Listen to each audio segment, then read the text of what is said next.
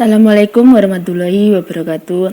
Bertemu lagi dengan pelajaran farmakognosi kelas 11, yang mana pada pertemuan hari ini kita akan melanjutkan tentang Simplicia fructus yang minggu lalu sudah kita pelajari, dan ini adalah terusannya. Yang pertama ada Coriandra fructus atau kita kenal dengan ketumbar, dengan nama tanaman asal yaitu Coriandrum sativum.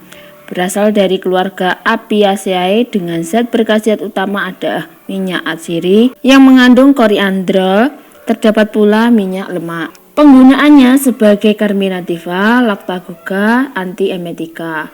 Selanjutnya, pemberiannya adalah buah yang diremas berbau aromatik, rasa khas lama-lama agak pedas. Sedangkan bagian yang digunakan adalah buah yang masak dan kering.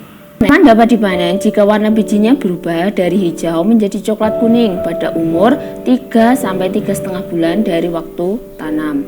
Panen dilakukan dengan cara memotong tanaman atau mencabutnya. Tanaman diikat kemudian dijemur selama seminggu atau lebih. Biji dilepaskan dari buahnya dan dijemur lagi sampai kering. Untuk penyimpanannya yaitu dalam wadah tertutup baik. Yang kedua ada Cubebae fructus atau buah kemukus dengan nama tanaman asal Piper cubeba. Berasal dari keluarga Piperaceae. Zat berkhasiat utama yaitu ada minyak atsiri, asam cubeba, cubebin, piperin, dan minyak lemak. Sedangkan penggunaannya untuk obat radang selaput lendir, saluran kemih, diuretika, carminativa, dan antiemetika atau mual. Pemberiannya bau aromatik, rasa agak pedang. Bagian yang digunakan adalah buah yang telah tua tetapi belum masak. Hati-hati dengan pemalsuan dengan buah-buahan dari Piper crassipes, Piper molassium, dan Piper lainnya yang bentuknya mirip dengan buah kemukus. Untuk contohnya, gambarnya ada di gambar itu ya, buah kemukus. Yang ketiga ada Cumini fructus atau buah jinten putih. Berasal dari nama tanaman asal Cuminum ciminum, keluarganya Apiaceae. Zat berkhasiat utamanya ada minyak atsiri yang mengandung kumina lemak, sedangkan penggunaannya untuk stimulansia, carminativa, dan stomagicum. Pemberiannya yaitu bau khas aromatik, rasa khas, sedangkan bagian yang digunakan adalah buah yang masak. Dan sedangkan untuk waktu panennya, panen dilakukan bila tanaman mulai mengering, biji sudah tidak berwarna hijau tua lagi, dengan cara mencabut tanaman. Setelah itu tanaman dijemur dan diirik, dipukul-pukul dengan kayu agar bijinya terlepas dari buahnya. Berikut adalah contohnya ya, gambar jintan putih. Yang keempat ada Foeniculum fructus atau buah adas. Berasal dari nama tanaman asal Foeniculum vulgare, keluarga Apiaceae. Zat berkhasiat utamanya ada minyak atsiri yang mengandung anetol, venkon berupa rasa pahit, metal kafikol, anisaldehida, dan minyak lemak. Sedangkan penggunaannya untuk carminativa, obat gosok anak, dan ekspektoran. Pemberiannya bau khas aromatik, rasa mirip camphor. Bagian yang digunakan adalah buah yang masak. Sediaan dari buah adas ada oleum foeniculi dan minyak telon. Sedangkan waktu panennya dilakukan pada waktu buah hampir masak, dilakukan dengan cara memotong batang tanaman. Setelah itu dijemur di panas matahari selama berapa hari? 4-5 hari hingga kering. Batang dipukul-pukul hingga buah terlepas, kemudian ditampi untuk memisahkan buahnya. Selanjutnya ada Gossypium depuratum atau kapas murni. Nama tanaman asalnya yaitu spesies Gossypium al, Gossypium hirsutum. Berasal dari keluarga Malvaceae. Zat berkhasiatnya ada apa? Selulosa.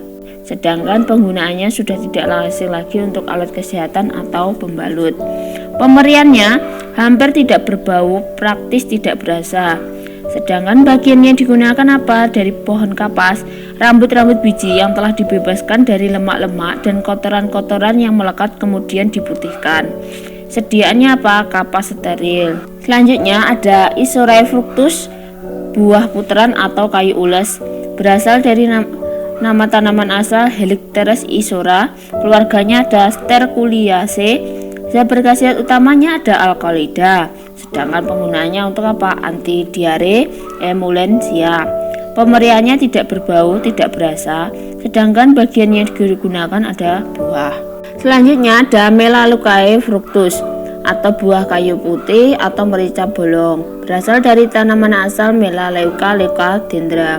Keluarganya Myrtaceae. Zat berkhasiat utamanya ada minyak sirih, sedangkan penggunaannya untuk carminativa.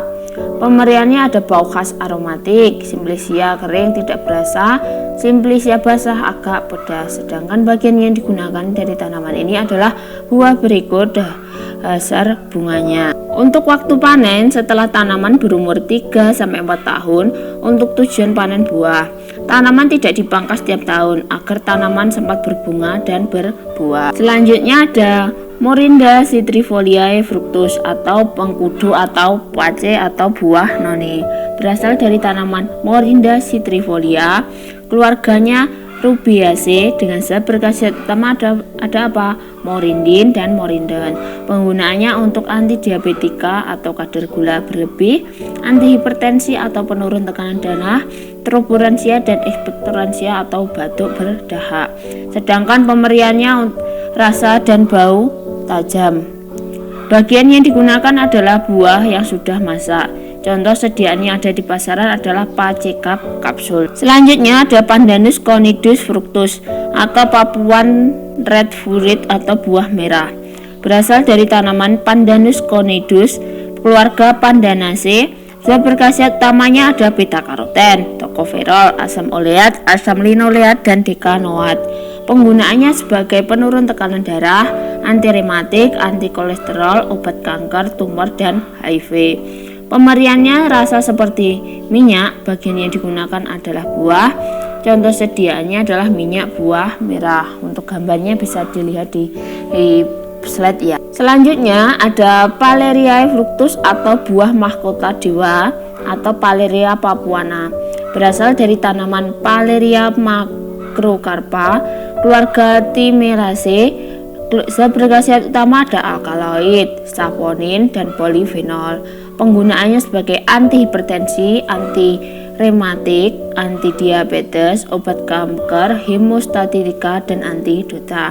Pemberiannya yaitu rasa sangat pahit, sedangkan bagian yang digunakan adalah daging buah yang telah dikeringkan. Sedangkan waktu panennya 3-5 cm, permukaannya licin, beralur, ketika muda warnanya hijau dan merah setelah masak. Daging buah berwarna putih, berserat dan berair, perbanyakan dengan cangkok dan bijinya. Selanjutnya ada Piperis albifructus atau lada putih atau merica putih, bumbu masak itu ya. Berasal dari tanaman Piper nigrum, keluarga Piperaceae. Zat berkhasiat utamanya ada banyak. Yang pertama ada minyak sirih berisi Velandrin caryophyllene, alkaloida cavisin berupa hablur putih kekuningan, rasa amat pedas. Piperin tidak larut dalam air, mula-mula tidak berasa, lama-lama pedas dan tajam. Oleh alkali diuraikan jadi piperidin dan asam piperat. Piperidin adalah cairan atsiri larut dalam air dan alkohol dan piretirina. Penggunaan dari merica putih yaitu carminativa, diuretika, antiemetika, dan antidota. Sedangkan pemberiannya bau aromatik dan rasa pedas. Bagian yang digunakan adalah buah yang hampir masak. Sedangkan panen, lada putih diperoleh dari buah-buah yang hampir masak, direndam air dan dikupas kulit luarnya, kemudian dijemur, kurang pedas tetapi lebih aromatik dari lada hitam. Selanjutnya sama lada, tapi ini adalah lada hitam, yaitu Piperis nigrifructus. Nama lain lada hitam atau merica hitam. Berasal dari tanaman Piper nigrum, keluarganya sama, Piperaceae. Zat berkhasiatnya juga sama, minyak sirih berisi Velandrin caryophyllene, alkaloida cavisin, dan seterusnya. Untuk persyaratan kadarnya yaitu adalah minyak sirih tidak kurang dari 1% volume per berat. Penggunaannya sebagai apa? Carminativa, iritasi lokal, diuretika, antidota, dan antiemetika. Sedangkan pemberiannya yaitu untuk bau khas aromatik, rasa pedas. Bagian yang digunakan yaitu adalah buah yang belum masak. Untuk waktu panennya sendiri, buah-buah dipetik selagi masih hijau, dijemur atau dikeringkan di atas api sampai menjadi hitam dan berkeriput. Pengeringan di atas api dengan agak berbau asap, justru ini yang banyak disukai. Selanjutnya ada retrofracti fructus atau cabai Jawa atau lada panjang atau cabai jamu. Berasal dari tanaman Piper retrofractum, keluarganya sama, Piperaceae. Zat berkhasiat utamanya ada minyak sirih, piperin, piperidin, dan damar. Sedangkan penggunaan cabai Jawa sendiri untuk stimulansia, carminativa, diuretika, antispasmodika. Pemberiannya yaitu bau khas aromatik, rasa pedas. Bagian yang digunakan adalah buah majemuk yang telah tua tetapi belum masak. Dan yang terakhir ada Tamarindi pulpa fructus. Kalian sudah tidak asing dan sudah sering menjumpai, yaitu adalah asam jawa. Berasal dari tanaman Tamarindus indica, keluarganya Caesalpiniaceae. Zat berkhasiat utamanya ada apa? Asam-asam organik, antara lain asam tartat, asam sitrat, dan asam malat. Penggunaannya sebagai pemberiannya bau manis asam, rasa asam agak manis. Sedangkan bagian yang digunakan adalah daging buah. Contoh sediaan yang sering kita temuin adalah jumpai, yaitu adalah jamu kunyit asam. Dari kesemua Simplicia fructus tadi, untuk penyimpanannya itu adalah sama, yaitu dalam wadah tertutup. Baik, silahkan kalian pelajari, kalian hafalkan tanaman-tanaman ini tadi, kalian salin di buku tulis, dan kalian cari istilah pada penggunaan seperti stimulansia itu apa, carminativa, diuretika itu apa. Nanti jika sudah, kalian kirimkan ke WhatsApp pribadi Bu Eri. Sekian pertemuan pada pagi hari ini, kurang lebihnya saya mohon maaf. Semoga ilmu yang kita pelajari hari ini dapat bermanfaat. Wassalamualaikum warahmatullahi wabarakatuh.